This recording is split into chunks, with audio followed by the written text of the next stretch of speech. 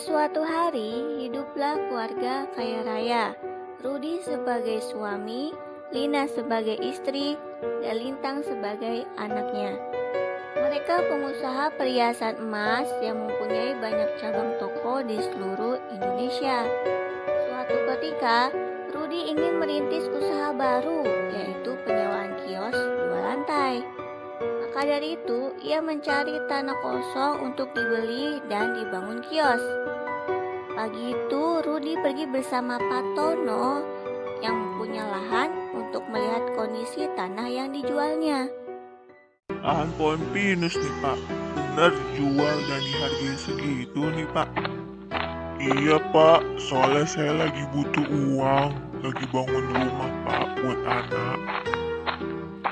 Oh, loh Pak, kok ada batu besar di tengah antara pohon pinus ini, di tengah hutan? Oh, itu memang dari dulu di situ Pak, dari sananya begitu.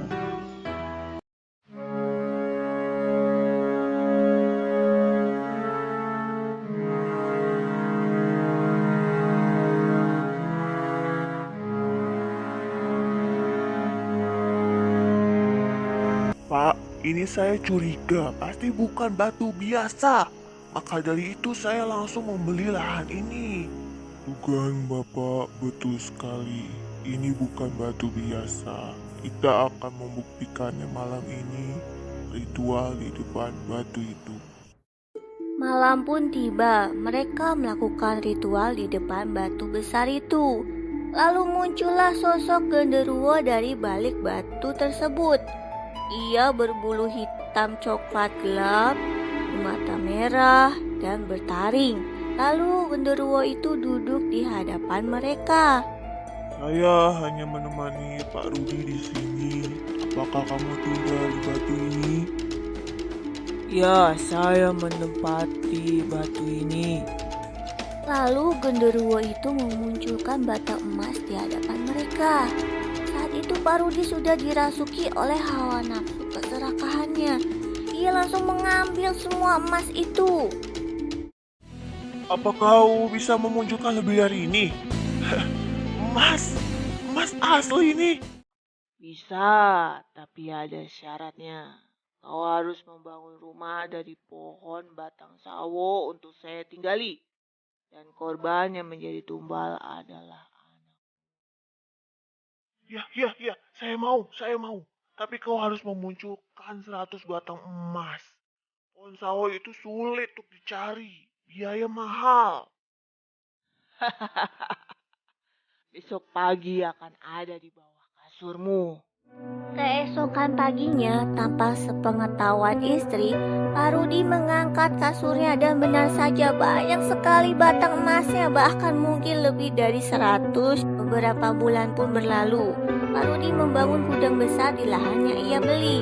Gudang itu berisi ratusan batang pohon sawo, namun masih saja belum cukup untuk membangun rumah sebesar seperti persyaratan dari genderuwo tersebut. Tetangga sudah menaruh curiga pada Pak Rudi. Ia mulai memakai emas pemberian dari genderuwo tersebut. Anaknya Lintang mulai sakit-sakitan. Semakin banyak Pak Rudi menghabiskan emas itu, sakit anaknya pun semakin parah. Tepat di minggu ketiga, Lintang demam tinggi hingga koma di rumah sakit. Namun tidak kunjung membaik, dokter pun tidak bisa mendiagnosa penyakit yang dideritanya. Akhirnya Lina berkunjung ke rumah Pak Hendra, seorang ahli spiritual yang direkomendasikan oleh temannya Lina. Begitulah Pak ceritanya. Tolong anak saya Pak, tolong saya. Saya sudah menerawang. Saya akan jelaskan pada ibu. Tapi harap Ibu Lina dengarkan baik-baik ya Bu. Ibu tenang dulu. Baik Pak. Suami ibu melakukan perjanjian pesugihan dengan genderuwo. Dan tali merahnya ada di anak ibu yang akan dijadikan sebagai tumbal. Jika ibu ingin saya menolong anak ibu, Ibu Lina harus memilih, pilih Lintang atau Pak Rudi. Karena salah satunya pasti akan mati Bu. Itu sudah persyaratan dari genderuwo tersebut. Tidak bisa menyelamatkan keduanya. Ibu harus memilih. Ah, anak saya, Pak. Ah, anak saya Lintang saja. Anak saya, Pak. Tolong selamatkan dia. Sungguh nih ya, Bu. Saya sudah jelaskan. Jadi saat itu terjadi, ibu tidak akan menyalahkan saya. Benar, Pak. Tolong anak saya, Pak. Tolong. Setelah pertemuan itu, Pak Hendra tengah malam pergi ke hutan untuk menenangkan diri dan untuk mencari petunjuk. Lalu, ia bertemu kakek penjaga hutan di sana. Assalamualaikum kakek.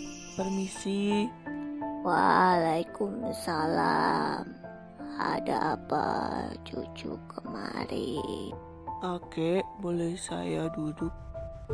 Silahkan. Begini kakek pasti sudah tahu tujuan saya di hutan ini. Saya membutuhkan petunjuk atau saran, kek.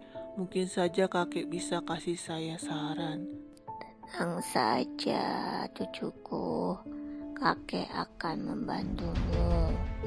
Sekarang pulang dan beristirahatlah. Nanti kamu saja yang putuskan tali merahnya. Biar kakek yang akan menghadapi genderuwonya. Beberapa hari setelah pertemuan itu, berhasillah dan dengan sukses misi tersebut. Lintang sadar dari komanya tepat di akhir bulan. Lina menyadari suaminya akan mati kemudian setelah anaknya sembuh. Namun perjanjiannya tidak boleh siapapun tahu. Maka Lina menyimpan rahasia itu. Ia telan rapat-rapat. Kalau kau masih tidak peduli juga dengan anak kita Lintang, saya ingin cerai. Mulai hari ini juga saya dan anak saya pergi dari rumah ini. Hah? Bisa apa kau di luar sana? Kau hanya akan memalukan keluargamu sendiri bila kau berstatus jadi janda. Jantungku sakit. Pak Rudi lalu dilarikan ke rumah sakit. Akhirnya keesokannya Pak Rudi dinyatakan meninggal dunia di rumah sakit. Lina pulang membakar semua batang sawo di gudang, menjual rumah, menjual lahan itu, menghancurkan batu besar itu, dan pulang lalu tinggal di rumah orang tuanya bersama anaknya Lintang.